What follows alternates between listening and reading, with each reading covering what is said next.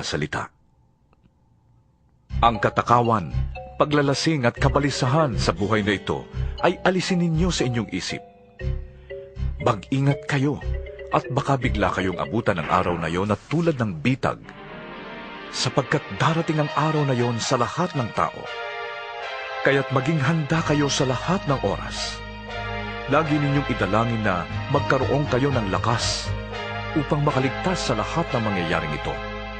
At makaharap kayo sa anak ng tao. Araw-araw, si Jesus ay nagtuturo sa templo. Kung gabi na may umaalis siya at nagpapalipas ng magdamag sa bundok ng mga olibo. Maaga pa'y pumupunta na sa templo ang mga tao upang makinig sa kanya.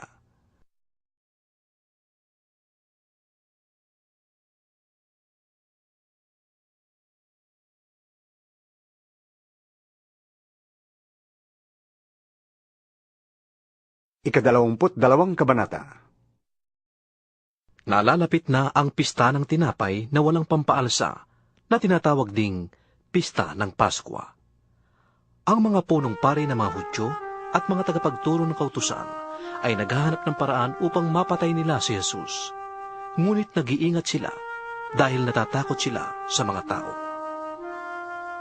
Noon na may pumasok si Satanas kay Judas na tinatawag na Iscariote, isa sa 12. Kaya't nakipagkita siya sa mga punong pari at sa mga pinuno ng bantay sa templo upang pag-usapan kung paano niya may pagkakanulo si Jesus sa kanila. Natuwa sila at nangakong bibigyan si Judas ng salapi. Sumang-ayon siya at mula nooy humanap na siya ng pagkakataong may pagkanulo si Jesus nang hindi namamalayan ng mga tao. Sumapit ang pista ng tinapay na walang pampaalsa na siya namang araw ng pagpatay ng kordero para sa pista ng Paskwa. Inutusan ni Jesus sina Pedro at Juan.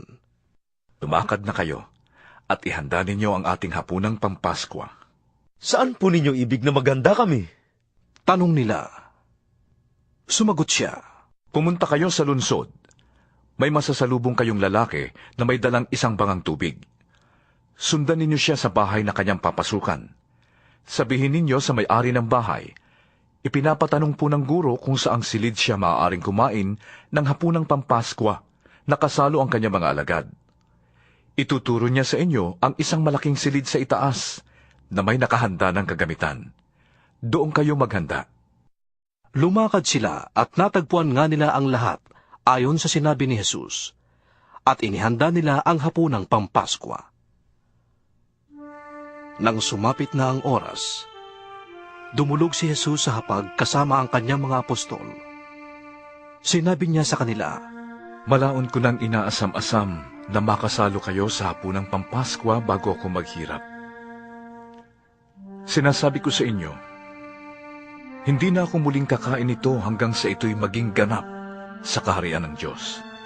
Dumampot siya ng isang kopa, at matapos magpasalamat sa Diyos, ay ibinigay yun sa kanila, at nagsabi, Kunin ninyo ito at paghati-hatian. Sinasabi ko sa inyo, mula ngayon hindi na ako iinom nitong katas ng ubas, hanggat hindi sumasapit ang kaharian ng Diyos. Dumampot din siya ng tinapay, at matapos magpasalamat sa Diyos, ay kanyang pinaghati-hati yon at ibinigay sa kanila. Sabi niya, Ito ang aking katawan, na inihahandog para sa inyo. Gawin ninyo ito bilang pag-alaala sa akin. Gayon din naman, dinampot niya ang kopa pagkatapos maghapunan at sinabi, Ang kopang ito ay ang bagong kasunduan sa pamamagitan ng aking dugong mabubuhos alang-alang sa inyo. Ngunit kasalo ko rito ang magtataksil sa akin. Papanaw ang anak ng tao ayon sa itinakda ng Diyos. Ngunit kakilakilabot ang sasapitin ng taong magtataksil sa kanya. At sila'y nagtanungan kung sino sa kanila ang gagawa ng ganoon. Nagtatalo-talo pa ang mga alagad kung sino sa kanila ang kikilalaning pinakadakila. Kaya't sinabi ni Jesus sa kanila, Ang mga hari sa mundong ito'y pinapanginoon ang kanilang nasasakupan, at gusto ng mga may kapangyarihan Tatawagin silang mga tagatangkilik ng bayan. Ngunit hindi ganoon ang dapat mangyari sa inyo. Sa halip, ang pinakadakila ang dapat lumagay na pinakamababa. At ang namumuno ay maging tagapaglingkod. Sino ba ang higit na nakakataas? Ang nakadulog sa hapag o ang naglilingkod? Hindi ba ang nakadulog sa hapag? Ngunit ako'y kasama ninyo bilang isang naglilingkod. Kayo ang nanatiling kasama ko sa mga pagsubok sa akin. Kung paano nga Ama ay naglaan ng kaharian para sa akin, gayon din naman, maglalaan ako ng lugar para sa inyo. Kayo'y kakain at iinom na kasalo ko sa aking kaharian. At kayo'y uupo sa mga trono at mamumuno sa 12 angkan ng Israel. Simon, Simon, ipinahintulot kay Satanas na paraanin kayo sa pagsubok, kung paanong ihinihiwalay ng magsasaka ang trigo sa iba. Subalit idinalangin kita upang huwag manghina ang iyong pananampalataya. At kapag nagbalik loob ka na, patatagin mo ang iyong mga kapatid. Sumagot si Pedro. Panginoon, handa po akong mabilanggo at mamatay na kasama ninyo. Pedro, Sabi ni Jesus. tandaan mo ito. Bago tumilaok ang manok sa araw na ito, ay 3 beses mo akong ikakaila. Pagkatapos, tinanong sila ni Jesus. Nang suguin ko kayong walang dalang lalagyan ng pera, supot o sandalyas, kinulang ba kayo ng anuman? Hindi po. Tugon nila. Sinabi niya, Ngunit ngayon, kung kayo'y may supot o lalagyan ng pera, dalhin na ninyo. Ang sinumang walang tabak, ipagbili ang kanyang balabal at bumili ng isang tabak. Sinasabi ko sa inyo, dapat mangyari sa akin ang sinasabi ng kasulatan. Ibinilang siya sa mga salarin, sapagkat ang nasusulat tungkol sa akin ay natutupad na. Sinabi ng mga alagad. Panginoon, heto po ang 2 tabak. Sapat na yan. Tugon niya. Gaya ng kanyang kinaugalian, umalis si Jesus at nagpunta sa bundok ng mga olibo, kasama ang mga alagad. Pagdating doon, sinabi niya sa kanila, Manalangin kayo, upang hindi kayo madaig ng tukso. Pumunta siya ng di kalayuan sa kanila, lumuhod at nanalangin. Ama, Sabi niya, kung maaari, ilayo mo sa akin ang kopang ito.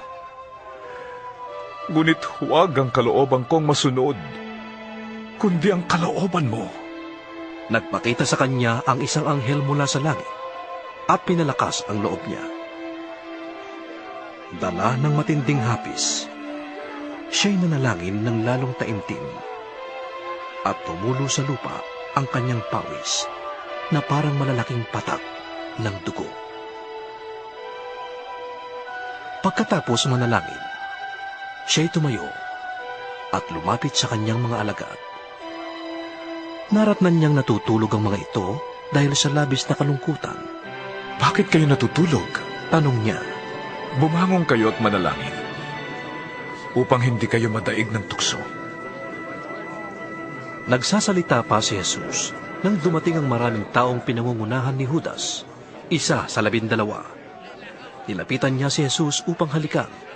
Subalit sinabi ni Jesus, Judas, ipagkakanulo mo ba ang anak ng tao sa pamamagitan ng isang halik?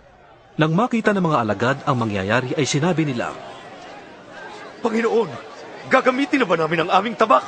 at tinaga ng isa sa kanila ang alipin ng pinakapunong pari ng mga Hudyo at natagpas ang kanang tainga nito. Sinabi ni Jesus, Tama na yan. hinipo niya ang tainga ng alipin at yon ay naghilom agad.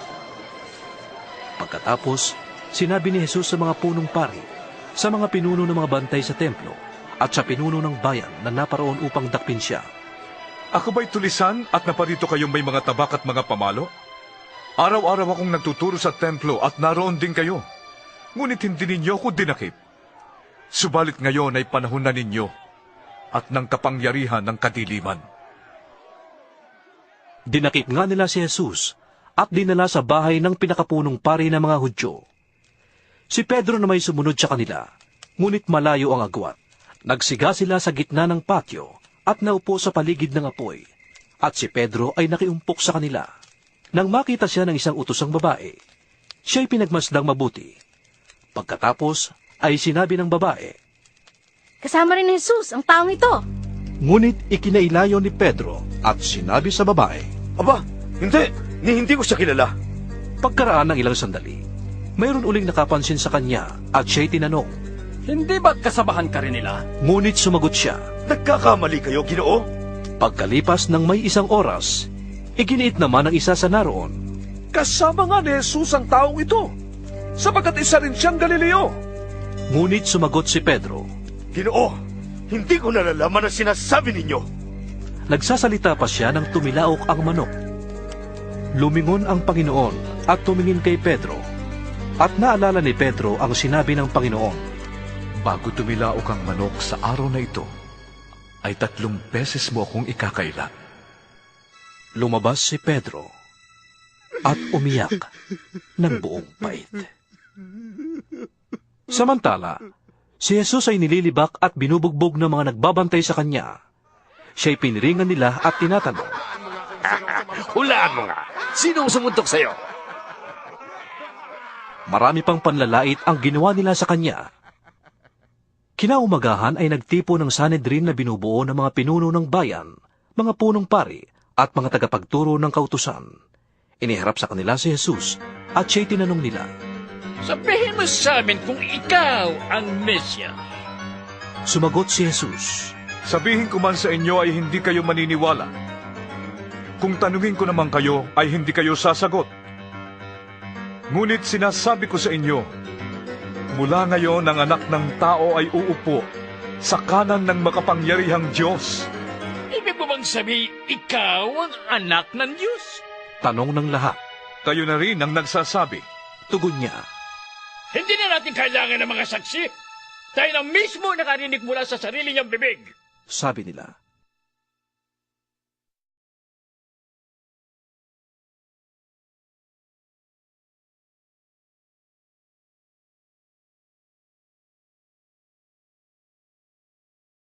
Ika-23 kabanata. Tumindig ang buong Sanhedrin at dinala si Jesus kay Pilato. Siya ay pinaratangan nila ng ganito. Napatunayan po namin na sinusulsulan ng taong ito ang aming mga kababayan upang makimaksik. Ang mga tao ay pinagbabawalan niya magbayad ng buwis sa emperador.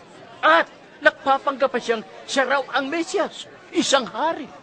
Tinanong siya ni Pilato. Ikaw nga ba ang hari ng mga Hudyo? Kayo na ang nagsasabi. Tugon ni Jesus. Sinabi ni Pilato sa mga punong pari ng mga Hudyo at sa mga tao. Wala akong makitang kasalanan sa taong ito. Ngunit mapilit sila at ang wika. Sa pamamagitan ng kanyang mga turo, ay inuudyo kanyang maghimagsik ang buong taga-Judea. Nagsimula siya sa Galilea at ngayon narito na. Nang marinig ito ni Pilato, itinanong niya kung si Jesus ay taga-Galilea nga. At nang malaman niyang si Jesus ay sakop ni Haring Herodes, ipinadala niya si Jesus kay Herodes, na nagkataon namang nasa Jerusalem ng mga araw na yon. Tuwang-tuwa si Herodes nang makita niya si Jesus. Matagal na niyang ibig makita ito, sapagkat marami na siyang nabalitaan tungkol dito. Umaasa si Herodes na gagawa si Jesus ng ilang himala, at ibig niyang makita yon. Marami siyang itinanong kay Jesus, ngunit hindi ito sumagot kahit kaunti. Samantala, ang mga punong pari naman at ang mga tagapagturo ng kautusan ay nakatayo doon at walang tigil ng kapaparatang kay Jesus. Dahil dito, siya'y hinamak at tinuya ni Herodes at ng mga kawal nito. Siya'y sinuutan nila ng maringal na damit at ipinabalik kay Pilato. At ng araw ding iyon, naging magkaibigan sina Herodes